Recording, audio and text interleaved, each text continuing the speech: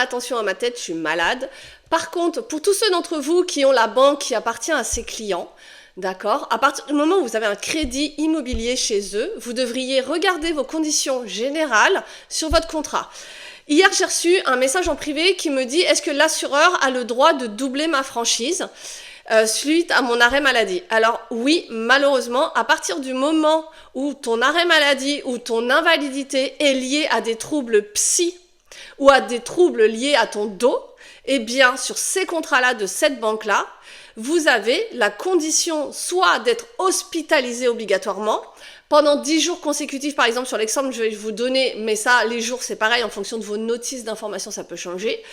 Et si tu n'es pas hospitalisé pendant ton arrêt, ou si tu n'as pas subi d'intervention chirurgicale, dans ces cas-là, c'est bien marqué noir sur blanc, ta franchise sera de 180 jours. Je vous montre.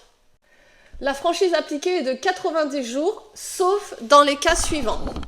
La franchise appliquée est de 180 jours lorsque l'arrêt de travail ou l'invalidité est motivé par l'une des affections suivantes: maladie psychosomatique, dépression nerveuse, fatigue nerveuse, affection psychiatrique ou neuropsychiatrique, fibromyalgie, affection cervico-dorso-lombaire, et que cette affection n'a pas nécessité une hospitalisation de plus de 10 jours consécutifs, continue, ou une intervention chirurgicale pendant la période de l'arrêt de travail.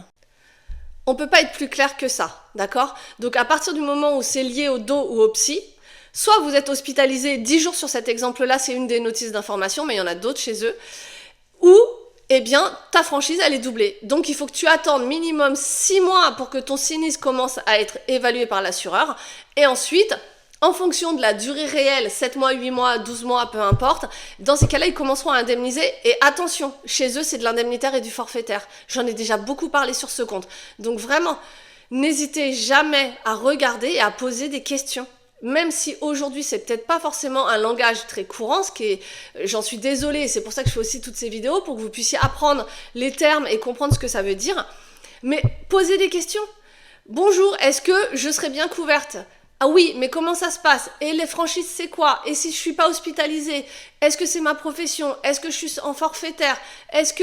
Bref, posez des questions et vraiment ne pensez qu'à vous dans cette situation. Pas à faire plaisir au courtier, à l'assureur, au banquier, on s'en fiche. Vraiment, on s'en fiche. C'est vous qui comptez aujourd'hui.